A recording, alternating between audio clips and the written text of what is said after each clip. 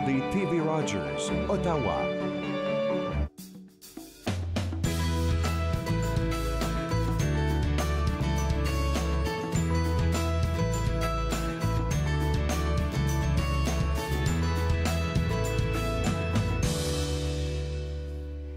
Bonjour et bienvenue entre nous, exclusivement sur les ondes de TV Rogers. Je suis Catherine Marion, il me fait plaisir de passer la prochaine heure avec vous. En effet, c'est le printemps. Ça paraît pas énormément, c'est encore un petit peu frisquet dehors, c'est quand même froid, mais c'est le printemps et vous savez, c'est le parfait moment à ce temps-ci de l'année de penser à la cabane à sucre. J'ai trouvé hier un site web intéressant qui parle de plusieurs cabanes à sucre dans notre région, puis moi, je m'en suis tenue à juste seulement ceux qui sont chez nous. Puis il y en a plusieurs. Moi, j'ai toujours pensé, là, à part celles qu'on connaît très bien à Vanier, qu'il fallait se rendre très loin pour trouver des cabanes à sucre, mais pas du tout. Je vous présente des cabanes à sucre qui sont dans notre petit coin de la ville. Alors, je vais commencer par vous dire que dans la capitale du Canada, moi aussi, on adore se délecter de la sucrerie naturelle qui est le sirop d'érable. La saison de sirop d'érable, qui est souvent annonciatrice du printemps, commence généralement à la fin février. Ça, je ne m'attendais pas à ça, je croyais que c'était un petit peu plus tard. Et se poursuit jusqu'au mois d'avril. Des mercures de 5 degrés Celsius durant le jour et moins 5 degrés Celsius durant la nuit permettent à la sève de couler dans les érables. Il faut 40 litres d'eau d'érable réduite par l'ébullition pour produire un seul litre de sirop. Alors, la patience est tout à fait récompensée par le succulent résultat de ce processus. Alors, la région urbaine d'Ottawa et sa campagne environnante regorge d'endroits où vous pouvez déguster ce nectar doré sous toutes ses formes, même des produits de soins corporels. Alors, voici quelques-uns de ces endroits que j'ai choisis, vraiment ceux là, qui sont plus à Ottawa. La ferme Prou et érablière, en tout premier temps, située juste à l'est d'Ottawa, c'est dans mon coin de la ville. Dans la localité de Cumberland, la ferme Prou et érablière propose également une expérience de cabane à sucre traditionnelle, ainsi qu'un brunch durant la fin de semaine. On peut faire une visite guidée de la ferme pour en apprendre sur la préparation du sirop d'érable. Et vous pouvez aussi vous rendre à la boutique. On est allé il y a plusieurs années, il y avait même une calèche tirée par des chevaux. J'assume que c'est encore là. C'est vraiment très beau. On se promène dans la forêt de la ferme Prou. La saison des sucres à la ferme Prou se déroule toutes les fins de semaine du 25 février au 15 avril. Et ils étaient ouverts à tous les jours durant le congé de mars, mais ça, c'est terminé déjà. Ensuite, il y a la vieille ferme. En anglais, on l'appelle Log Farm. Celle-là, je ne la connaissais pas. La petite dernière de la ferme des cabanes à sucre d'Ottawa est la vieille ferme, une réplique de la ferme de Pionnier en exploitation située dans le secteur de Nepean, juste à l'ouest du centre-ville d'Ottawa. Elle est accessible aux visiteurs à différents moments de l'année, dont la populaire saison des sucres de mars à avril. Vous pourrez y voir les animaux de la ferme, déguster de la tire sur la neige, j'adore, faire une promenade en calèche, ramasser de l'eau d'érable et voir la préparation du sirop. La ferme Log mettra également à l'honneur une autre gâterie typiquement canadienne durant la saison des sucres de cette année. Vous pouvez le deviner, l'emblématique queue de castor. Ensuite, il y a une cabane à sucre urbaine. Alors, c'est un événement qui se passe au cœur de la ville. C'est la seconde présentation annuelle de la cabane à sucre urbaine, une expérience gastronomique de cabane à sucre citadine qui se tient à Lansdowne, dans le quartier Glebe, et ça se passe le 24 mars, donc en fin de semaine. Réservez vos places à l'une des multiples tablées et venez déguster un menu gastronomique non traditionnel. C'est préparé par le chef Jean-Philippe Ménard du Rituel. Vous pouvez savourer des fèves au lard servis à même la casserole fumante et faites couler le sirop d'érable directement de l'arbre. Chaque réservation vous donne accès au site extérieur où vous trouverez un bar à chocolat chaud. Il y a un bar à la tire d'érable, c'est là que vous me trouverez, et une compétition de bûcherons aussi. Maintenant, je l'ai mentionné au tout début, on en parle souvent ici, surtout qu'on les reçoit fréquemment ici entre nous. Musée au Parc Vanier. Alors, c'est l'unique cabane à sucre urbaine en Amérique du Nord, située sur un terrain de 17,5 acres dans le quartier de Vanier. On en est très fiers. C'est à 10 minutes seulement de la colline du Parlement. Vous pouvez visiter le petit musée tout au long de l'année pour en apprendre davantage sur la vie des pionniers canadiens français, sur les rives de la rivière des Outaouais et sur la préparation du sirop d'érable. Le restaurant de la cabane à sucre est ouvert toutes les fins de semaine de février à avril et d'autres activités y sont présentées durant le Festival des sucres qui aura lieu du 3 au 8 avril. Alors ça, on ne l'a pas manqué, il n'est pas trop tard. Il y a des concours de soupe à l'érable le mardi. Il y a des spectacles en direct, des activités de bûcherons et de délicieux mets traditionnels au cours de la fin de semaine. La fin de semaine, ils ne prennent pas de réservation. Je le sais parce que j'ai essayé de faire une réservation pour ma famille. Alors, on peut se présenter. On dit que l'attente n'est pas toujours très longue. Vous pouvez apporter votre famille et puis à ce moment-là, vous pouvez déguster tout ce qui a rapport là, à la cabane à sucre traditionnelle les fins de semaine. Ensuite, en tout dernier, il y a le Flapjacks Canadian Diner. Alors, celui-là est au centre-ville d'Ottawa, dans la Petite Italie. C'est un restaurant idéal pour savourer des crêpes. Ils font même un crêpe-witch. Alors, une sandwich faite de crêpes et aussi des laits frappés. Alors, voilà, s'il y a un tout petit peu dans notre ville par rapport à la cabane à sucre, il n'est pas trop tard, c'est pas fini, ça se passe jusqu'au mois d'avril. Aujourd'hui, plein de choses. On va parler en tout premier temps les feuilles vives. C'est un événement qui se passe à tous les 2 ans. Nous avons avec nous Mme Anne-Marie White qui va pouvoir nous en donner les détails. Et ensuite, Marc Hennequin et Véronique Sylvain sont de retour. Ils ont plein d'informations des événements qui s'en viennent. Monsieur Hennequin arrive de Paris. Il va nous parler de son voyage et du Salon du Livre. Et on parle aussi de céramique et de tuiles. Tout ça, entre nous, restez avec moi.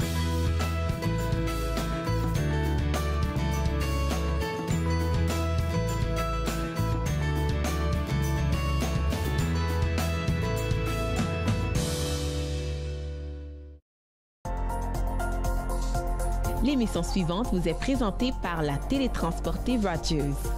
Profitez du contenu exclusif gratuitement. Disponible au www.rogersanyplacetv.com.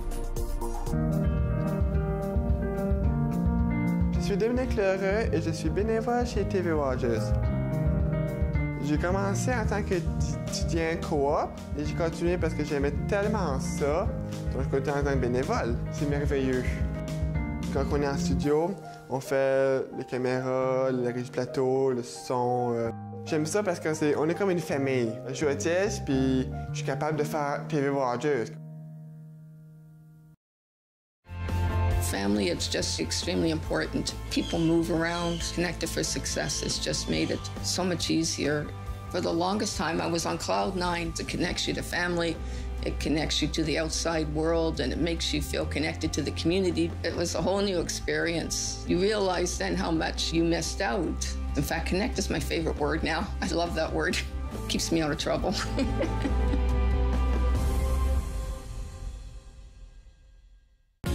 Cette semaine, à Nathan parle avec notre esthéticienne Rachel Proumicman. On parle de l'épilation, son histoire, sa place dans notre vie et un peu de comment s'y prendre. Nathan parle, mercredi 20h, sur TV Rogers.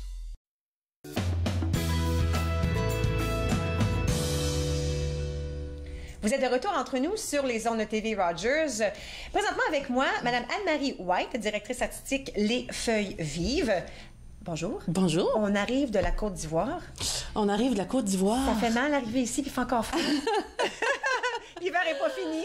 Oui, mais en même temps, le cœur réchauffé de tout ce qu'on a vécu là-bas, c'est absolument merveilleux. Ben, j'en doute pas, on apprécie énormément. Je sais que tu n'es quand même pas sur l'heure canadienne encore, mais on apprécie que tu es ici pour nous parler de cet événement. Oui. C'est un événement assez spécial parce que ça se produit uniquement aux 2 ans. Exactement. Alors, qu'est-ce que c'est les Feuilles Vives? Alors, tout d'abord, il faut savoir que c'est un événement de Théâtre-Action. Oui. Théâtre-Action est un organisme de membres, donc répond vraiment aux besoins de ses membres. On a 4 secteurs, donc on a le secteur scolaire, le secteur amateur. Au niveau professionnel, il y a les pigistes, donc les gens, les individus. Il y a aussi les compagnies, les 8 compagnies de l'Ontario. Et donc, il y a environ une dizaine d'années, le milieu s'est penché sur les besoins de développement de la dramaturgie du théâtre franco-ontarien. Oui. Et ce qu'il faut aussi comprendre, c'est qu'au théâtre, le théâtre existe quand il y a un public. Donc, un auteur, quand il écrit, il est seul longtemps. Il est seul jusqu'à ce que des acteurs prennent les mots et les renvoient à l'auteur, ou même plus qu'à l'auteur, parce que même un auteur face à son œuvre qui serait dit, ce ne serait pas non plus total. C'est vraiment... Ça prend le public. Ça prend vraiment... Puis on le dit souvent, mais c'est physique, c'est réel. C'est vraiment quand les mots résonnent live, devant des gens live. Quand on prend connaissance d'un texte écrit, c'est pas vrai qu'on reçoit le théâtre. On en a un certain contenu, on peut lire les mots, mais la façon dont c'est livré, et c'est vraiment dans l'expérience du collectif que tout ça survient. La réaction de la foule, sûrement, a aussi un grand effet. Mais juste le simple fait, et aujourd'hui, c'est encore de plus en plus pertinent, le simple fait d'avoir une grosse gang de monde dans une salle qui écoute quelqu'un parler en même temps. Oui. Juste ça. en 2018. Oui. Il n'y a rien qui se passe, mais on est déjà dans quelque chose d'extrêmement précieux et de plus en plus précieux. Alors, pour revenir aux feuilles vives, donc, les auteurs qui développent leurs textes ont eu besoin de cet événement, en fait, qui permet des textes parfois en chantier, parfois plus aboutis, de rencontrer un public dans une forme hyper simple qu'on appelle la mise en lecture. OK. La mise en lecture, c'est que tu as des lutrins, il y a un niveau de jeu qui est quand même assez travaillé, mais on parle environ d'une vingtaine d'heures là, pour une mise en lecture. Okay. Et donc, qui joue au public le texte et il y a rencontre. Il y a déjà quelque chose qui se passe à ce moment-là, même si la mise en scène n'est pas complète. Ça permet, bon, parfois aux auteurs de retravailler le texte. S'il est déjà terminé, ça permet à ce moment-là de voir quand même... Un texte de théâtre n'est jamais complètement terminé. Oui, parce que j'ai parlé à plusieurs des directeurs artistiques ou des écrivains ou des gens qui disent... Ils présentent au public un petit changement. Ah oui. Un autre public, un petit changement. C'est toujours en mouvement, on dirait. Tout à fait. Et de plus en plus, je dirais, au théâtre aussi, c'est que, bon, la forme évolue. Hein? On n'est plus non plus comme avant où on écrivait toujours un texte. On appelle ça un spectacle textocentrique où la base de l'histoire se retrouve uniquement dans les mots. Oui. Mais on va aussi parfois avoir des formes, une matière brute, textuelle, puis là, qui va prendre forme sur la scène. Tout dépendant, c'est la mise en scène qui va être donnée, comment les acteurs vont se l'approprier. Parfois, de plus en plus, il y a la chorégraphie qui est intégrée aussi, la musique. Tout ça commence à être vraiment de plus en plus mélangé, je dirais. Et Théâtre Action, dans les années à venir et dans les éditions à venir, va avoir aussi à se pencher là-dessus, sur l'évolution de ces formes de théâtre, parce que le théâtre sera toujours là. Ça, j'en suis convaincue. Moi aussi. Il sera toujours là, c'est le lien, ça existe depuis toujours, en fait. Oui. Et ça existera, je crois, pour toujours. C'est obligé. On peut pas, je pense qu'on reviendra toujours à ça, parce que c'est l'essence même d'une prise de parole. Oui. Puis justement, pour faire une petite parenthèse par rapport à d'où j'arrive, la Côte d'Ivoire. Oui. Mais tu sais, il faut se rendre compte aussi à quel point on est privilégié d'avoir une tribune pour s'exprimer librement. Librement. On le prend pour acquis, on y pense même pas. Non, on y pense même pas. Non. Ouais. Et donc, juste de pouvoir raconter une histoire, de pouvoir parfois dénoncer, parfois en rire, parfois... Peu importe. Puis oui, ça cause des... Bien sûr, des fois, on parle d'œuvres, puis on fait « Oh, ils ont dénoncé tel truc, est-ce qu'ils avaient le droit de dire ça? » En humour aussi, on a beaucoup ça. C'est quoi la limite de l'expression? Reste que, quand même, je veux dire, on s'exprime quand même, puis on a le privilège de pouvoir le faire. Tandis que ce que tu as vu là-bas, c'est pas tout à fait la même chose? Bien, je veux dire, je parle pas d'une région en particulier, non, mais... puis je veux dire, mais tu sais, de façon générale, partout à travers le monde, on n'a pas ce même privilège. Et ça, c'est extrêmement précieux. C'est extrêmement précieux. Et je pense que toute société qui le possède doit faire cet exercice de conscience et d'y mettre toute notre bonne foi puis notre travail pour garder ces tribunes-là et permettre aux auteurs d'exprimer, de s'exprimer au sein de la société, parce que c'est hyper important. Il y a même des sociétés qui empêchent les gens, les enfants de fréquenter le théâtre, justement parce que ça éduque, ça fait réfléchir. Ça rend plus... Ça ouvre l'esprit. Ça ouvre l'esprit. Et dans certains pays, c'est moins voulu.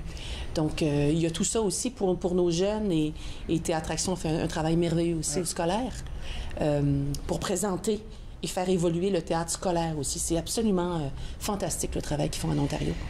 Alors, si on revient aux feuilles vives... Oui. C'est un événement qui se passe plus tard cette année. Oui. Alors, du 21 au 23 septembre. Tout à fait. Alors, d'ici ce temps-là, il y a un grand travail à faire pour se préparer?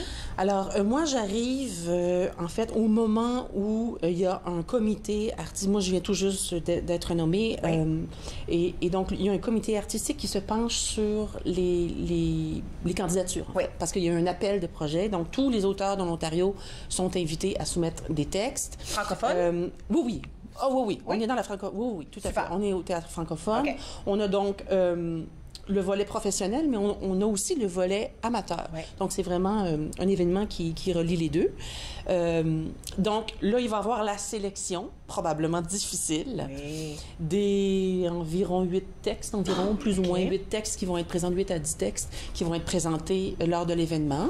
Ensuite, les textes sont jumelés, ça va être une partie de mon travail, donc jumelés avec les compagnies professionnelles de l'Ontario, qui, eux, chapeautent, parce qu'une mise en lecture, c'est quand même un peu de travail, il y a la logistique, il faut travailler, il faut choisir les comédiens, les metteurs en scène, jumeler un metteur en scène au texte. Et là, ce travail-là se fait vraiment en collaboration avec les 8 compagnies de l'Ontario. Ou en tout cas celles qui le désirent. Et les répétitions se font à l'automne, pendant l'été, tout ça. Et donc, tout ça pour être présenté au mois de septembre. Et puis là, ça, c'est ouvert au public. Oui, tout à fait. Ouvert au public. Tout à fait. Alors, cette année, ça va se passer à la Nouvelle-Scène. Oui. Donc, je pense que sur le site Théâtre Action, toutes les informations y sont. On l'a mis à l'écran à quelques reprises, théâtreaction.ca. On peut aller trouver les informations au sujet de l'événement comme tel. Tout à fait. Puis, on peut aller à une soirée, parce qu'à chaque soirée, ce sera différent, n'est-ce pas? Exactement. Donc, ça commence le jeudi, vendredi, samedi. Donc, il y a vraiment une programmation complète, puis des événements aussi périphériques là, dont je vais avoir la responsabilité justement de concevoir un peu. Ben là, écoute, premièrement, tu te remets de ton voyage. Oui. Puis après ça, on plonge dans le travail qui nous amène jusqu'au 21 au 23 septembre à la Nouvelle-Scène. Tout à fait. Il y a des choses sur ton assiette, hein? Quand même. Quand même. Mais écoute, merci beaucoup. Vraiment très excitée de voir des amateurs comme les professionnels qui vont se présenter, à savoir la difficile tâche pour toi de choisir qui aura la chance de participer. En fait. Pour le comité, tout le monde ensemble. Oui. Mais depuis 2012 qu'on fait cet événement, aux 2 ans. Oui. Alors là, c'est notre tour cette année, 2018, au mois de septembre. Venez découvrir la dramaturgie. Ça vaut vraiment la peine de voir cette étape aussi de développement qui est préliminaire à un spectacle. Super. C'est très, très précieux. Merci beaucoup, Anne-Marie. Merci. OK, alors, bon repos cet après-midi. Nous allons prendre une toute petite pause. Écoute, avant d'y aller, je vais vous inviter à visiter le site web, le théâtreaction.ca. Pardon, c'est seulement théâtreaction.ca. Trouvez les informations par rapport. On devra acheter des billets. Faites ça à l'avance parce que c'est toujours dommage quand on dit « Ah oui, je voulais y aller » et puis là, il ne reste plus de billets. Nous allons prendre une toute petite pause maintenant. Et à notre tour, Marc Hennequin et Véronique Sylvain viennent nous parler de plein de choses. Restez avec moi, vous regardez Entre nous sur les ondes de TV Rogers.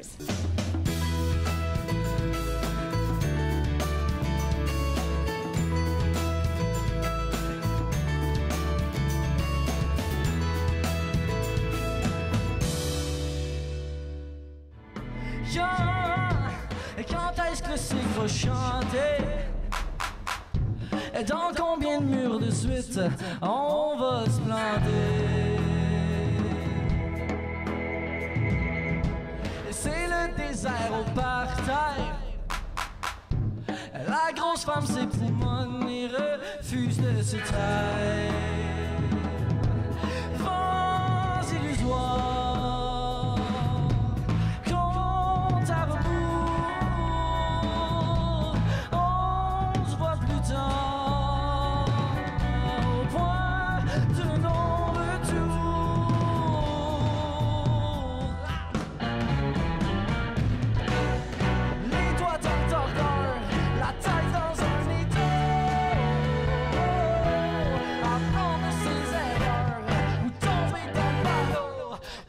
De trop.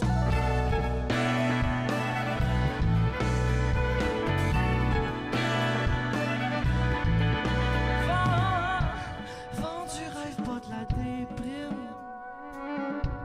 En gros plan ralenti, comme dans les tu peux faire ton cinéma. Dis-toi que la vérité, elle te ment.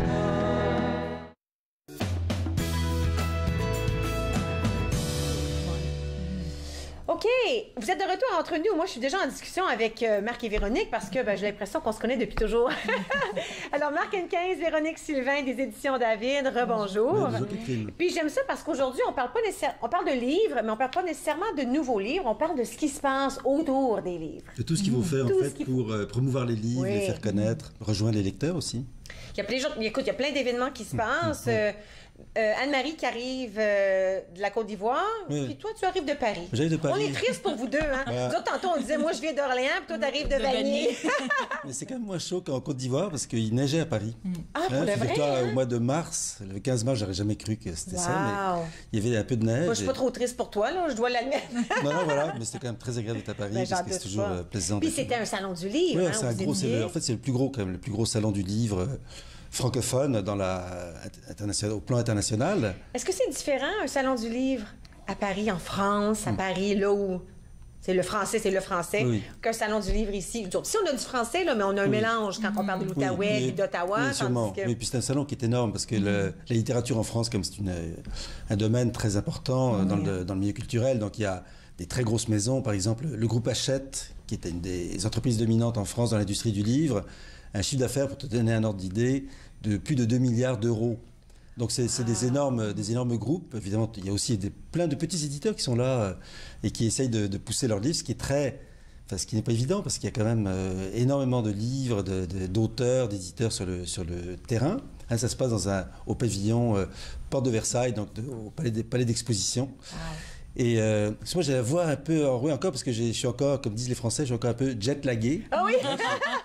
Mais oui, donc effectivement, c'est quand même très impressionnant. Mais c'est vraiment fun d'être là parce que on a un peu l'impression on fait partie de l'industrie du livre. Oui, est-ce qu'on avait des gens d'ici qui sont allés jusqu'à Paris? Oui, alors nous, on avait 4 auteurs, dont plusieurs d'Ottawa. Michel Terrien qui était là, entre autres, et Monia Mazig, qui donc venaient présenter leurs livres, des séances de signature. Il y avait même une petite activité de poésie à laquelle Michel Terrien participait. Okay. Et puis, on avait 2 autres auteurs qui étaient là, donc on a vraiment pu les présenter au public et puis essayer de faire des liens avec quelques autres éditeurs, par exemple.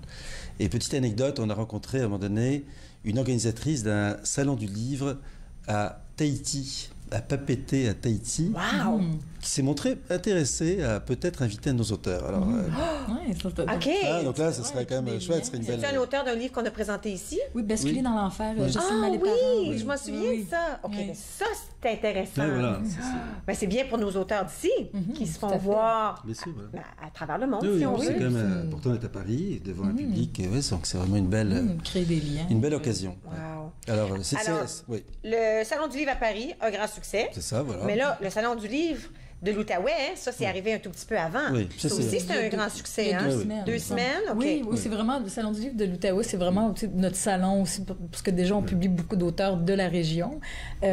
Au Salon du livre de l'Outaouais, il y avait des activités autour de la poésie, au pavillon de la poésie de l'ANEL. On avait des auteurs de poésie, de romans aussi, aussi d'essais. On avait des activités organisées autour de certaines thématiques du livre, dont une table ronde sur la traduction de la littérature autochtone. Oui, je me souviens qu'on avait parlé. On en avait parlé. Oui. Puis aussi, on avait des ateliers d'écriture qui étaient offerts par des auteurs, dont Claude Foran, qui a offert un atelier sur l'écriture d'un polar. Comment écrire un polar à succès. Oui. Puis, il n'y avait pas quelqu'un qui était censé être là, autochtone, qui allait rédiger le conte dans sa langue maternelle. C'était pas quelque chose comme ça qui allait se passer? Non, c'est qu'on avait réuni 3 traducteurs qui ont traduit 3 œuvres d'auteurs autochtones. C'est ça que c'était. Et qui s'appelaient donc... Traduire l'espoir et la douleur autochtone. Ça, c'est vraiment intéressant. Puis c'était animé par Michel Jean, qui est un animateur bien connu à TVA. Qui est aussi d'origine autochtone. Et donc, c'était vraiment passionnant comme activité. Wow, ça devait être un beau moment, ça, d'entendre cette traduction. Oui, voilà. Puis on avait aussi, évidemment, Michel Deshaies, qui venait de signer Siessier, qui est passé ici entre nous, qui a d'ailleurs qui a fait beaucoup de ventes, qui a reçu un beau succès. Un beau succès, beaucoup de succès au salon. Elle était très intéressante. Elle parlait de son prochain livre, quelque chose par rapport à la boxe, le karaté, quelque chose comme ça. J'ai hâte de voir. Je suis intriguée de voir. Alors, mais là, il y en a un autre qui s'en vient à Trois-Rivières. Oui, mais justement, cette semaine, la semaine prochaine, c'est du 24 au 27, Salon du livre de Trois-Rivières. Et encore, comme en Outaouais, il y a un pavillon de la poésie organisé par l'ANEL. Et on a quelques auteurs qui écrivent de la poésie qui vont être là, dont Marie-Belle... non, pas Marie-Belle Boilet. Hélène Leclerc, puis Dominique Zalitis.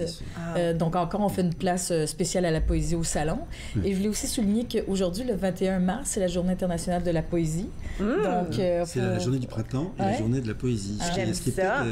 Pas étonnant, c'est une belle coïncidence. Non, absolument. L'inspiration, le printemps. Le soleil revient, un petit peu de chaleur sur la peau. Oui, je peux voir. Oui, hein? Là, demande-moi pas trop. C'est presque un haïku, ça. Oui, c'est ça, c'est presque un haïku. Et d'ailleurs, c'est le début de Versfest, qui est un festival de poésie qui se tient ici à Ottawa, qui est un festival bilingue. Oui, c'est justement été... c'est la soirée d'ouverture hier. VerseFest, c'est un festival de poésie bilingue.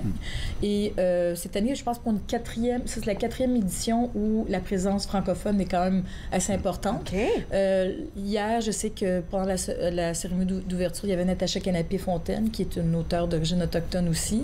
Il y a aussi Georgette Leblanc, qui est la poète officielle du Parlement, qui va être là. Louise Dupré. Il y a aussi, du côté anglophone, il y a David Groux, qui qu'on avait traduit en français. C'est ça, Sans pitié. Oui. Donc, lui, il sera là ce soir. Puis, ça se passe un peu partout à Ottawa, dans des coins. Il y en a, parfois, c'est dans des cafés, même des églises aussi. Donc, c'est pas dans des lieux... c'est pas mal dans le centre-ville, dans le coin de Elgin, dans cette région-là. D'accord. VerseFest. J'imagine qu'on peut trouver ça à l'ordi si on veut savoir où trouver l'endroit, où ça se passe. VerseFest.ca, toute l'information est là aussi. Tout est indiqué là. OK, je sais qu'on a encore plein de choses à se dire. Je vais arrêter tout de suite, comme ça, j'ai pas besoin de vous interrompre avant la prochaine annonce. Alors, il y a encore plein de choses. Écoute, je garde Marc et Véronique avec moi. On va parler d'autres événements et de journées importantes. Vous regardez Entre nous sur les ondes de TV Rogers.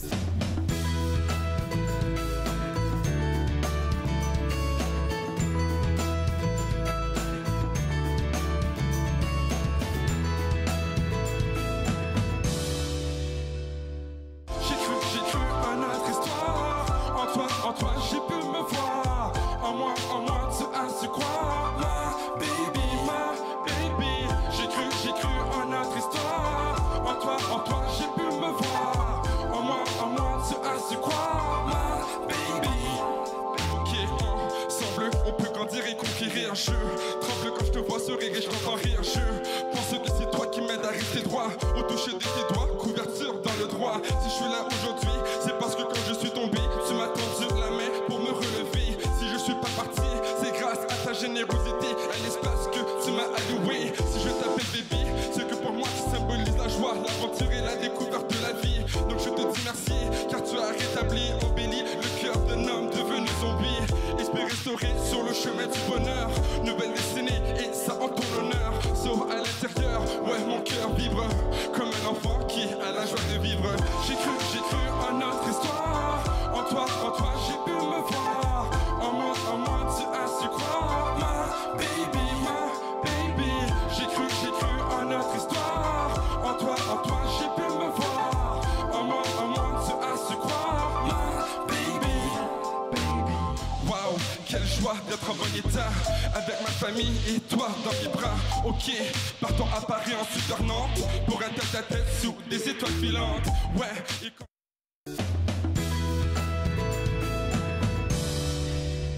Vous êtes de retour entre nous sur les ondes de TV Rogers. Marc Henquin et Véronique Sylvain des éditions David sont toujours avec moi.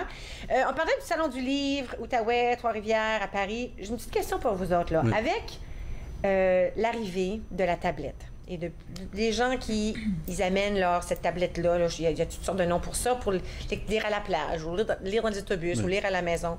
Est-ce qu'on voit une grande différence par rapport à l'achat ou l'intérêt des livres comme tel? Mais en fait, ça qui est beau, par exemple, un salon du livre comme celui de Paris, mais aussi en Outaouais, c'est qu'on voit qu'il y a encore énormément d'intérêt pour le livre papier.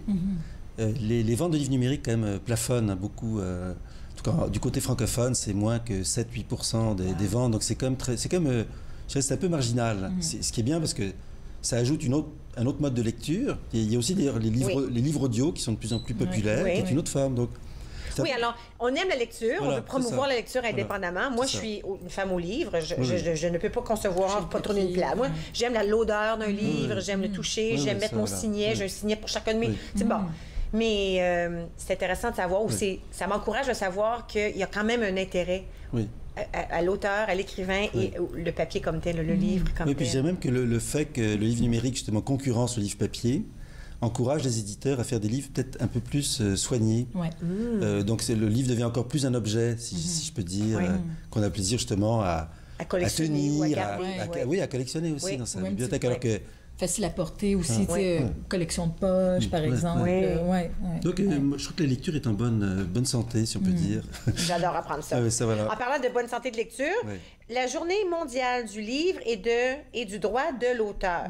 Ça se passe, c'est le 23 avril. Et nous, justement, pour l'occasion, c'est pour souligner la littérature, le droit du livre et tout ça, on a organisé une activité, c'est une table ronde avec 3 auteurs, des femmes qui écrivent, qui sont de la région, donc de Gatineau et d'Ottawa. Ariane Brundellery, qui a co-dirigé un ouvrage, L'espace-temps, les littératures périphériques du Canada, qui est aussi doctorante à l'Université d'Ottawa. On a aussi Clara Lagacé, qui est poète et qui vient justement de remporter le prix Jacques Poirier. Au Salon du Livre de l'Outaouais. Et on a aussi Catherine Bellemare, qui a écrit un premier roman qu'on a publié et qui est de Gatineau. Donc, la table ronde... On a parlé de ce livre-là maintenant. Une irrésistible envie de fuir. Oui, tu vois, je savais qu'on avait parlé de ça. OK. Donc, Catherine a encore des projets d'écriture, puis on s'est dit pourquoi pas réunir autour de la table 3 jeunes femmes de la région qui en sont leur première œuvre. Et donc, c'est ça va se passer le 23. La relève littéraire au féminin. C'est intéressant parce qu'elles sont tous les 3 dans un domaine, un genre différent, puisqu'il y a la poésie, le roman, l'essai.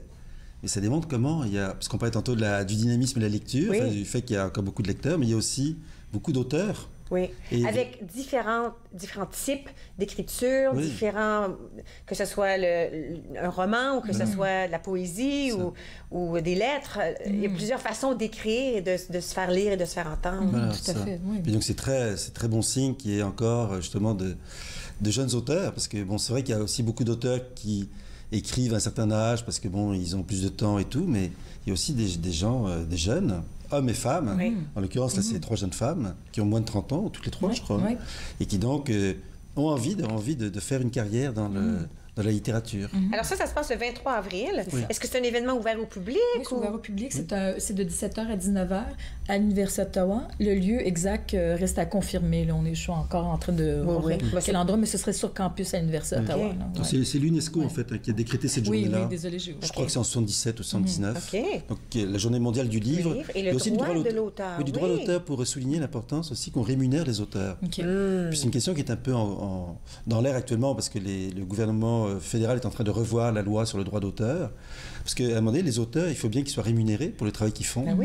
Et à un moment donné, j'ai jamais réfléchi à ça, parce qu'ils ne le sont pas. Ils le sont par les droits d'auteur qu'ils perçoivent sur la vente des livres, mais souvent, c'est quand même pas... C'est pas considérable, mais aussi pour l'utilisation qu'on fait de leurs livres, par exemple dans les écoles, les universités, et les bibliothèques publiques. Donc il faut qu'on puisse, les auteurs, parce que c'est... Ils donnent ils ne donnent pas. C'est leur métier, dans le fond, alors. Voilà. Alors, la journée mondiale du livre et du droit d'auteur veut souligner aussi cette importance des auteurs et de l'importance de les rémunérer. OK. Super intéressant. Alors ça se passe le 23 avril. Si on va à éditiondavid.com, édition avec ES, éditiondavid.com, on peut voir le... ça, dans l'événement. Oui. Puis est-ce qu'on devrait réserver à l'avance ou c'est mieux? C'est mieux, hein? Oui, vous pouvez écrire à vsylvain à éditiondavid.com ou nous appeler 613-695-3339. Ou nous rejoindre sur Facebook également. Oui. OK. On va diffuser. Véronique est très active dans Facebook. Ah, on aime ça. Maintenant, il y a autre chose. Très surprenant, la librairie du centre ferme ses portes. Alors ça, c'est une triste nouvelle. Parce qu'on n'a pas énormément de librairies à Ottawa. En fait, on en a 3. Librairie du Soleil, Librairie du Centre et le Coin du Livre. Et on apprenait assez brutalement la semaine dernière que la Librairie du Centre, qui avait déjà réduit un peu ses activités en les reconcentrant, les redirigeant sur la littérature jeunesse. Mais quand même, c'est une librairie très, très importante. Donc, ferme ses portes ces jours-ci. Je crois que il y a à peine 2 semaines, il me semble, puis ils sont déjà en train de liquider leur stock. Incroyable. Voilà, c'est vraiment dur pour le milieu, parce qu'on a besoin des librairies pour faire connaître nos livres, pour les présenter aux lecteurs, faire le lien entre l'éditeur, comme éditeur ou comme auteur. On a besoin d'avoir ce lien. Puis c'est vrai qu'il y a les sites de vente en ligne qui sont très commodes et pratiques, mais les libraires ont une fonction importante aussi de pouvoir conseiller, guider les lecteurs justement vers les livres, les nouveautés et autres. Donc, perdre cette librairie, pour nous, c'est vraiment... Mais moi, ça me surprend énormément, surtout qu'il y en a seulement 3 dans notre région. Est-ce que ça fait peur pour les 2 autres? Est-ce qu'on se pose des questions ou c'est unique à la librairie du centre? Moi, je crois que c'est quand même une décision du Centre franco-ontarien de ressources pédagogiques qui était le propriétaire de la librairie. Alors, ce qui est dommage quand même, c'est que le Centre franco-ontarien dessert, c'est-à-dire toutes les écoles francophones en Ontario, à travers les 12 conseils scolaires francophones qui cartonnent la province, si je peux dire. Donc, sans doute les autres librairies, on espère que les services qu'offrait la librairie du Centre vont être transférés aux autres, aux deux autres librairies. Oui. Parce que sinon, il reste la librairie du coin du livre, qui est sur Serville. On a la librairie du Soleil dans le marché Bail. Et sinon, la librairie du Soleil en Outaouais. Et quelques autres librairies du côté de l'autre côté de la rivière. En Ontario, à Ottawa. Et en Ontario, on a très peu de librairies, parce qu'il y en a une dans le Nord, à Hearst, qui s'appelle la librairie du Nord, qui est une toute petite librairie quand même. Et on en a 2 dans le sud, une à Toronto et une à Oshawa, je crois. J'ai pas réfléchi à ça, à part Ottawa, là, là, maintenant, on est rendu compte, il nous en reste seulement 2, qu'il n'y en a pas tant que ça à travers la province. Puis même à Sudbury, il y avait la librairie du centre à Sudbury, mais qui a fermé, il y a quelques années, là aussi. Là. Donc, mais là, écoute, d'après ce que je sais, ils sont encore là. Quelques jours, on ne sait pas. Les choses sont en vente. Alors, si les gens veulent acheter des livres, il y a plusieurs choses pour les jeunes, surtout. C'est surtout des livres pour la jeunesse. Mais il y a quelques livres pour adultes quand même. Puis des livres pour enfants, des albums, des petits romans. Alors, c'est peut-être un bon moment d'aller jeter un dernier coup d'œil. Les gens connaissent bien. Et de peut-être s'acheter des livres parce que je pense que la plupart des choses, ils sont en rabais. Alors, c'est peut-être le bon moment d'aller chercher des livres. Oui, puis je pense qu'il y a un message que peut-être ça nous envoie, c'est que il faut encourager nos librairies. Si on veut qu'elles demeurent, qu'elles soient en vie. Parce c'est vrai que c'est facile souvent de commander à Amazon ou à Archambault ou à des sites de vente en ligne, mais ce faisant, on fait perdre à nos commerces locaux. Voilà, nous, quand on a des gens qui nous appellent, disent « Est-ce que vous avez ce livre-là qui vient de sortir? » On encourage aussi l'achat dans les librairies de la région. Les gens peuvent, si ce n'est pas en librairie, peuvent le commander de leur libraire là aussi. Là. Merci d'être venu nous visiter. Je dois arrêter rapidement. On revient dans un petit moment. Bougez pas.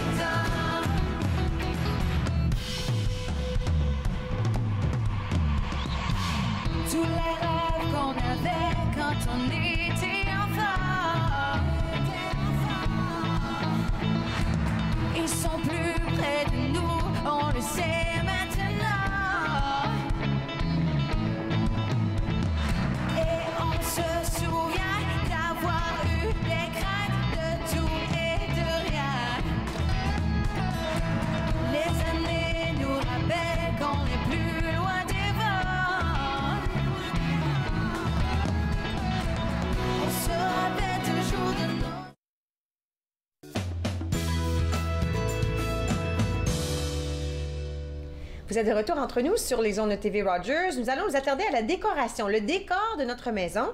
Myriam Thompson, décoratrice, chroniqueuse régulière, bonjour. Bonjour. Puis là, il y a plein de choses qu'on veut parler, mais en premier temps, c'est vraiment tuiles et céramiques. Oui, c'est bien ça. Puis, je pense que dans la plupart des maisons, on peut trouver un ou l'autre, ou des fois les deux. Oui, absolument. Oui, je vous dirais que c'est un sujet qui est quand même assez important parce qu'on le retrouve à grande partie dans les entrées, corridors, les cuisines, salles de bain. C'est important de bien sélectionner ce qu'on veut vraiment, puis de faire sa recherche au début, avant de juste dire, bien, c'est ça que j'aime pour le look. Tu sais, de faire une recherche dans le sens, le matériau qu'on choisit, l'effet que ça va donner en général, qu'est-ce qu'on cherche à créer, tu sais. Parce que souvent, on voit un échantillon qui est gros comme ça. Alors, en faisant notre recherche, en regardant des images sur l'Internet, on peut voir l'aperçu que ça donne quand c'est posé partout. Une fois qu'on a le look, quand on va à des magasins, puis on parle avec les spécialistes, on peut connaître davantage les avantages puis les désavantages de ce produit-là comme tel. Il y a un endroit que j'aime beaucoup aller, moi, c'est chez Urotile. Parce qu'ils ont tellement une belle sélection. Quand on vient dans... C'est celui sur Hunt Club? Oui. Mon fils travaille là. Ah oui? Ça se donne, hein? Oui, oui. Il est là aujourd'hui. Salut, Alex! Oui, c'est ça. Puis, c'est ça, j'aime ça, aller là parce que, j'aime m'inspirer pour voir les dernières tendances, mais aussi tout ce qu'ils ont comme échantillon est posé sur le mur. Alors... C'est très grand. Alors, tu peux voir, au lieu de voir un petit bout de matériel comme ça, tu peux vraiment voir de quoi ça a l'air. Parce qu'en grande superficie, c'est différent que le petit carré. Absolument. Exactement. Puis, l'éclairage est bon. Puis aussi, c'est ça, comme je vous dis, comme spécialiste, ils peuvent vous dire, ben oui, ça, c'est bon pour les salles de bain. Non, c'est pas bon pour ça. Ou c'est bon pour l'entrée, mais c'est pas bon pour autre chose. Oui. Parce que ça, c'est important aussi. Je pense qu'on a tendance à croire tuiles céramiques, c'est fort, c'est solide, on peut les mettre n'importe où. Oui. Il y a des choses qui sont plus appropriées pour une entrée où il y a des bottes, des talons hauts, puis de la boue, puis de la neige, puis de la pluie, puis le chien qui rentre si on en a un. La salle de bain où c'est très, très humide, peut faire très chaud, surtout ce 4 fils qui passent un après l'autre dans la douche. Tu sais, c'est différent. Hein? Oui, c'est ton cas. Hein? C'est mon cas. Alors, c'est important de réfléchir au matériel par rapport aux éléments, si on veut. Oui, absolument. Quand on regarde, mettons, un produit qui est naturel versus un produit synthétique qui est fait à la main, on peut avoir un peu le même look. Si on parle, mettons, exemple, pour le marbre. Tu sais, on a un genre de veinure dedans grise qui est très doux, qui est très à la mode présentement. Quelque chose qui serait comparable à ça, ça serait un genre de porcelaine qui est brossé et qui font l'imitation de ce look-là. Mais un va être tellement plus résistant que justement le marbre, ils vont avoir le même effet. Parce que le marbre, c'est pas très résistant? C'est ça, exactement. Fait que c'est souvent le cas avec la pierre qui est naturelle, elle est plus poreuse, elle absorbe justement l'humidité et puis elle va tacher plus longtemps. T'sais. Fait que c'est correct si on veut mettre une pierre naturelle sur le mur, exemple, sur un dosseret, parce qu'elle n'aura pas la même usure que plancher. T'sais. Ah oui! Oui. Alors, il y a une valeur quand même à ce qui est naturel. Oui. C'est juste qu'il faut bien choisir où la placer. Exactement. Mais pour qu'elle reste belle, dans le fond. Et pour pas qu'on soit obligé de la remplacer, parce que ça peut coûter une fortune. Tu ne peux pas remplacer ça dans 10 ans. Hein? Oui. Puis, justement, dans une pierre naturelle aussi, il y a plus de profondeur. Parce que c'est un mélange de minéraux naturels qui a été compressés ensemble quand ils font le découpage et puis le polissage puis le place sur votre comptoir. On peut voir, tu sais, genre un effet qui est plus réaliste qu'une pierre qui a été faite à la main par l'homme. Mais tu suggérais pas de mettre du marbre sur un comptoir quand même, là? Non, c'est ça. Justement parce que ça tâche aussi, ça va absorber, mettons, si on échappe du vin ou du vinaigre et ces choses-là. Puis c'est pas pardonnable, tu sais. Oui. Pas vraiment. OK. Fait que, alors, dans ce cas-là, le synthétique fonctionne mieux. Est-ce qu'il y a une grosse différence de prix entre les deux? Oui, j'allais dire. Parce que... Je vous dirais au moins le double. Oui. Le naturel est plus cher? Le naturel est plus cher. C'est ça. C'est ça. Mais on peut voir justement chez Urotile, puis je vais avoir des exemples tantôt dans mes images, d'une pierre qui a l'air presque pareille, et puis pour qu'elle ait le même effet, sauf que c'est ça, c'est plus abordable et plus résistant. OK, super. Oui. Alors là, après ça, il faut choisir par rapport au décor aussi. Exactement. Alors, quand on parle de tuiles, c'est quelque chose qu'on veut garder au moins 7 ans à 15 ans. Les tendances, là, quand ça fait plus de 15 ans, habituellement, on est dû pour un changement pour renouveler notre décor. Alors, on regarde beaucoup au style qu'on veut créer. On ne veut pas nécessairement amener de l'attention au plancher. On veut plutôt amener de l'attention au décor comme tel. Alors, ça ne doit pas jurer ou être trop fort comme texture ou motif. À moins que c'est ce qu'on veut. Alors, à l'entrée, exemple, je peux vous donner des exemples. Oui. À l'entrée, exemple, si on veut créer un genre de délimitation, une section entrée, on peut avoir un genre de insert au milieu, tu sais, qui crée un genre d'effet qui est cool, mais si on veut avoir plus un effet de grandiose, on peut avoir des grandes tuiles qui suivent le corridor. Voyez-vous ce que je vous dis? Alors, ça donne un effet là, que l'œil fait juste poursuivre un peu la longueur de la maison sans qu'il y ait un bris. C'est ça. Entre la céramique et le plancher de bois franc, c'est ça qu'on a un tapis, c'est ça qu'on a, là? Oui, c'est ça, exactement. Puis aussi, les joints, alors le rapprochement des tuiles est important. On ne veut pas nécessairement apporter de l'attention là, spécialement si on a beaucoup de texture dans la tuile, en rajouter un genre de coulis qui est trop foncé. Le contraste, il vient enlever l'attention de la tuile comme telle. Alors, mettons entrée, on a nos grandes tuiles. Après ça, habituellement, on va avoir un genre de tuiles qui se continuent de pièce à pièce. On ne veut pas avoir un différent plancher de pièce à pièce. C'est important aussi parce que des fois, ça peut faire paraître la maison plus petite. OK. Alors, si on a le foyer, le salon, on a la même tuile qui se continue, on peut avoir un beau mur accent ou le foyer, on peut le faire accentuer, on peut le faire ressortir en utilisant une autre sorte de tuile, habituellement quelque chose qui a plus de texture ou qui est une définition qui attire l'œil. On comprenez? Oui, absolument, oui. C'est ça. Aussi, si on veut créer un genre d'atmosphère qui est très grandiose, une tuile qui est polie, blanche, habituellement, ça fait cet effet-là. Si on va avoir un style qui est plus chaleureux, on veut un plancher soit en pierre naturelle, qui est pas poli, qui est justement mat, ou un genre de tuile qui est du bois. Tu sais, ça aussi, c'est très chaleureux.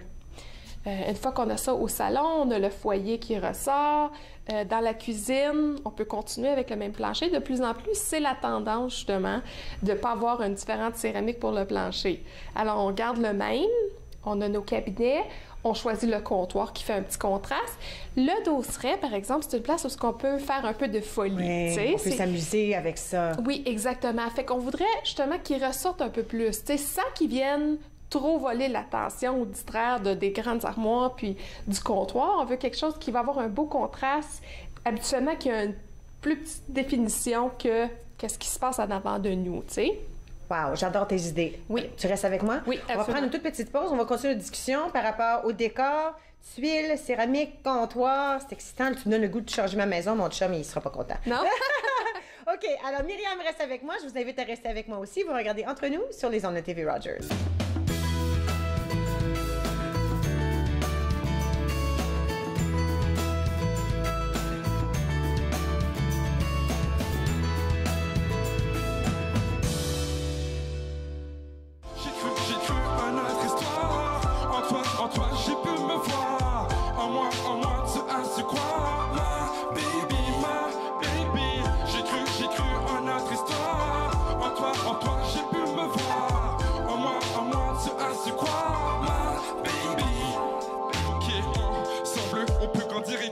Tremble quand je te vois sourire et je t'entends rire. Je pense que c'est toi qui m'aides à rester droit. Au toucher de tes doigts, couverture dans le droit. Si je suis là aujourd'hui, c'est parce que quand je suis tombé, tu m'as tendu la main pour me relever. Si je suis pas parti, c'est grâce à ta générosité, à l'espace que tu m'as alloué. Si je t'appelle baby, c'est que pour moi tu symbolises la joie, l'aventure et la découverte de la vie. Donc je te dis merci, car tu as rétabli, embelli le cœur d'un homme devenu zombie. Espère restaurer sur le chemin du bonheur. Nouvelle destinée et ça en ton honneur. Sauf à l'intérieur, ouais mon cœur vibre comme un enfant qui a la joie de vivre. J'ai cru en notre histoire. En toi j'ai pu me voir. En moi tu as su croire. Ma baby. J'ai cru en notre histoire. En toi j'ai pu me voir. En moi tu as su croire. Ma baby. Wow, quelle joie d'être en bon état, avec ma famille et toi dans mes bras. Ok, partons à Paris, ensuite vers Nantes, pour un tête-à-tête sous des étoiles filantes. Ouais, et quand...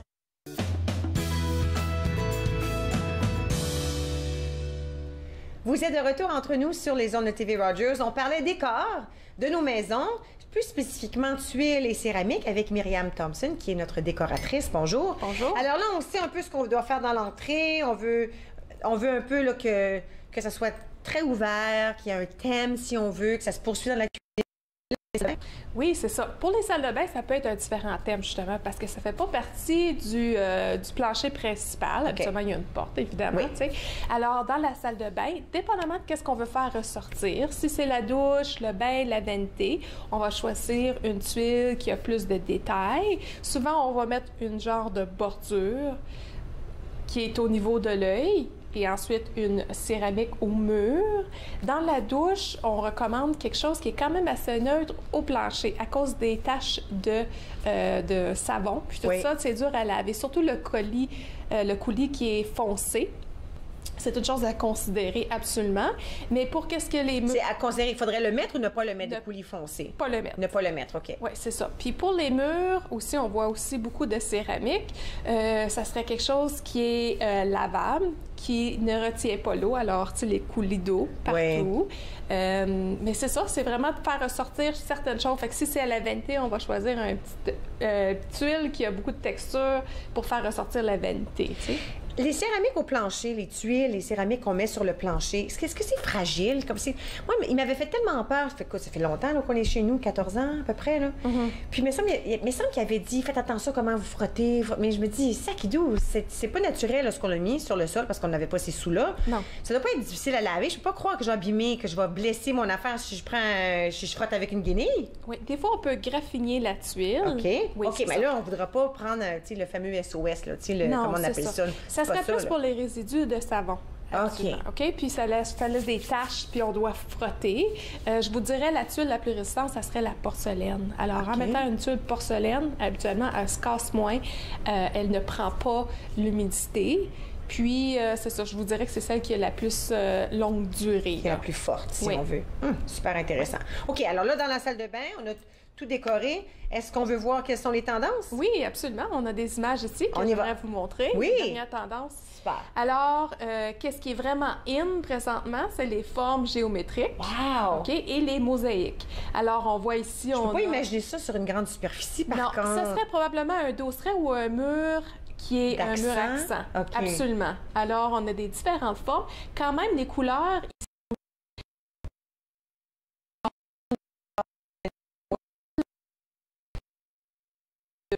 Intéressant. Oui, on peut continuer ici la prochaine image. D'accord.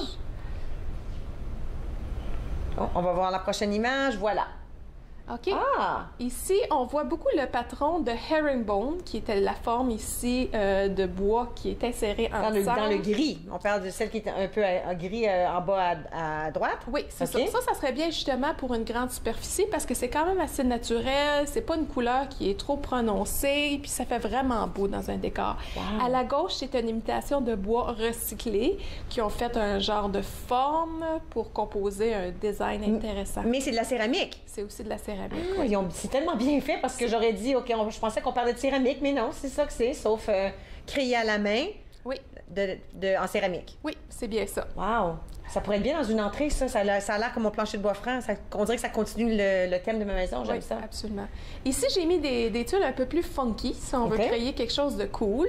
Évidemment, les couleurs sont plus prononcées, alors on peut l'utiliser en petite quantité. Fait qu'un petit lavabo de couleurs, puis on répète la même couleur sur un mur, sur une section, comme la jaune ici. Ensuite, juste en dessous, on a une céramique qui est les couleurs de l'océan, qui est encore à la mode. Et on a un quartz à la droite, qui est un produit fait à la main. OK? Mais maintenant, ils font tellement des beaux patrons dans le comptoir que ça ressemble beaucoup à une pierre naturelle. Mais c'est beaucoup plus résistant, le quartz. C'est quoi les petits morceaux, le rouge, vert, jaune, blanc? C'est quoi ça? C'est une décoration? Ça, c'est une tuile. OK. Elle est fait pour... rentrer ensemble puis faire un genre de mosaïque sur le mur. Hyper intéressant. Oui. Puis ça, là, c'est vraiment des lavabos en couleur. Oui. Oh, ben là, ça me tente de déménager pour le vrai. Imagine comme ça le fun dans une petite salle de bain, tu sais, la petite salle de bain sur le premier plancher. Oui. Tantôt, on discutait puis on parlait justement du marbre qui est à la gauche versus la porcelaine. Alors, à la gauche, on peut voir ici qu'il y a plus de détails, plus de profondeur. C'est super beau. Ça, c'est absolument la plus grosse mode présentement parce que c'est tellement léger aussi. Le marbre. Le marbre, l'imitation marbre. OK. Puis à la droite ici, on voit des grandes tuiles qui sont jusqu'à 4 pieds de long. Fait que justement, ça donne un effet, comme je disais tantôt, grandiose, tu sais, sans voir les joints, mais ça se ressemble beaucoup en style. Oui. Moitié prix, tu sais. Wow! Ben oui, absolument. Juste en dessous, ici, on voit aussi un comptoir de quartz qui a un peu ce genre de lignure-là qui se répète, qui est un peu plus prononcé. Alors, si on avait à choisir ceci pour une cuisine ou une salle de bain, ça serait un bel agencement. Parce qu'on a quelque chose pour le plancher, quelque chose pour le dosseret et le comptoir qui va bien. Wow, je trouve Oui. ça tellement beau. Alors, ce que ça prouve, c'est qu'à droite et à gauche, on peut presque pas voir la différence. C'est ça. C'est la moitié du cou. Oui, c'est ça. À gauche, ici, on a une imitation encore de bois qui est réutilisé avec un genre de forme qui est le hexagone, qu'on retrouve beaucoup maintenant dans les décors. Alors, on a quelque chose qui est quand même assez moderne. C'est très moderne parce qu'on a mélangé les deux par exprès, là. Oui, c'est ça. Wow. Mais on dirait qu'on s'aventure plus maintenant. Oui. On cherche à avoir des nouvelles choses. Alors, c'est toute combinaison de, justement, mosaïque à la droite aussi, tu sais, qui est une combinaison de genre style méditerranée, pâle, vieillot, mais aussi avec une touche de, c'est ça, de moderne, contemporain, tu sais. Incroyable. Oui. Alors, l'idée, c'est de un, faire nos recherches, et de deux, à savoir c'est quoi le feeling qu'on va avoir dans notre maison. Parce que ça aussi, ça rentre en jeu, hein? Absolument. C'est quoi nos goûts? Parce qu'une fois qu'on va avoir nos céramiques, on va être là, tu sais, comme tu dis, c'est 10-15 ans. Oui. Après ça, c'est peut-être le temps de les changer. C'est ça. On devrait, en tout cas. Ou quoi? On devrait changer. Ou on devrait, oui, on devrait. En tout cas, ça, c'est tout une autre affaire. Où est-ce que les gens peuvent te trouver pour avoir des informations à ton sujet? Oui, vous pouvez me trouver sur mon site Internet. C'est miriamthompsondesigner.com ou sur Facebook aussi. Même chose, Miriam Thompson Designer. Merci beaucoup. Ça fait plaisir. Je m'en vais dépenser des sous, je pense, aujourd'hui. Non, c'est pas vrai. OK, alors, miriamthompsondesigner.com. Nous allons prendre une toute petite pause. On va nous immédiatement après cette annonce. À la prochaine.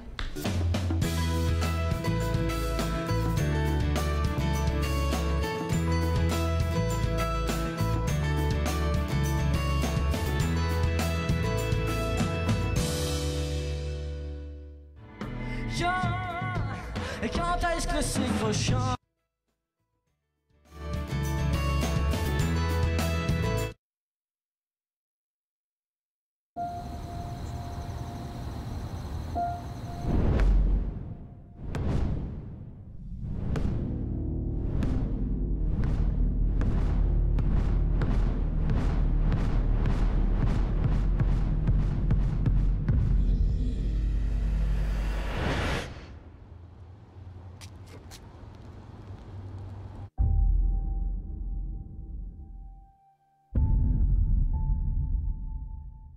Exposés, discours, conférences, c'est à Podium que vous les retrouverez. Il y a eu différents événements déclencheurs. On se comprend qu'être artiste, c'est pas une job normale.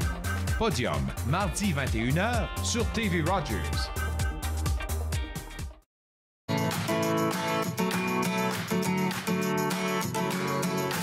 Bonjour, moi c'est Léonard. J'ai une amputation au bras jaune, ça c'est ma prothèse de patin. Quand Léonard patine, on la voit heureuse. Faire du patinage artistique, ça la rend fière. Et Léonard, elle a différentes prothèses pour tous les sports qu'elle pratique. C'est une petite fille très active. Toutes les activités à côté qu'elle peut faire, c'est grâce aux amputés de guerre. Merci les amputés de guerre pour ma prothèse de patin. Est-ce que les entreprises franchisées ont leur place sur les campus universitaires?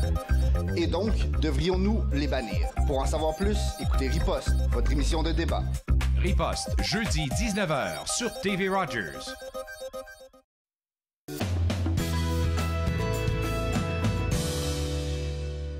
Vous êtes de retour entre nous sur les ondes de TV Rogers. Je tiens à remercier les invités d'aujourd'hui, Véronique et Marc des éditions David. N'oubliez pas d'aller peut-être vérifier la librairie du centre, à savoir si vous pouvez trouver des livres pour les jeunes. Tout est en vente puisque ça ferme tout prochainement. Alors, un gros merci à Véronique et à Marc de nous avoir donné toutes les informations. Ensuite, miriamthompsondesigner.com. Vous allez trouver des idées, des suggestions en fait de design, de décors pour la maison. Et Théâtre Action. Anne-Marie nous a parlé de l'événement Les Feuilles Vives qui aura lieu du 21 au 23 septembre. C'est certain qu'on les aura de retour ici entre nous. On pourra leur parler de l'événement comme tel et du succès qu'ils ont eu cette année puisque ça se passe uniquement aux 2 ans. Et cette année, ce sera à la Nouvelle Scène. N'oubliez pas que c'est demain. Demain, le 100 enfants d'Ottawa qui a été créé, qui a été fondé par une jeune fille, Grace Brusha, seulement 11 ans. Ça se passe à l'Hôtel de Ville, demain le 22 mars. C'est pour les gens de 6 à 16 ans. Vous y allez avec des sous à la main, un 10 $. Il y a un vote. On va donner tout cet argent à un organisme qui mérite cette charité, cet argent-là. Ça risque d'être un événement vraiment très chaleureux. Nous, on sera ici de retour demain à la même heure. On espère vous retrouver ici. À la prochaine.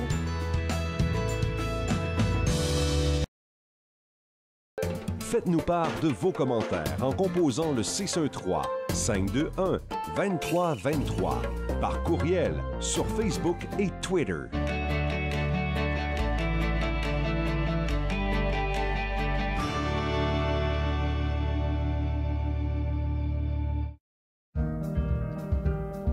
J'ai choisi TV Rogers parce que c'était dans mon champ d'intérêt, produire, réaliser, faire tout ce qui a trait à la télévision.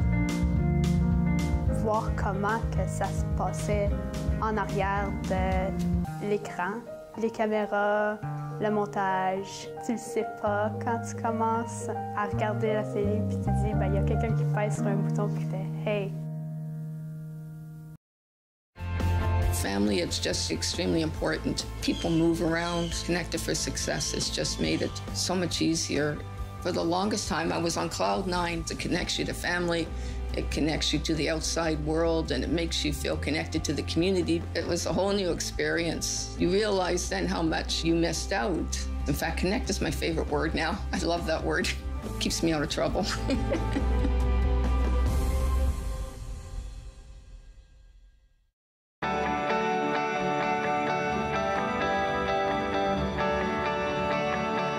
Vous regardez TV Rogers.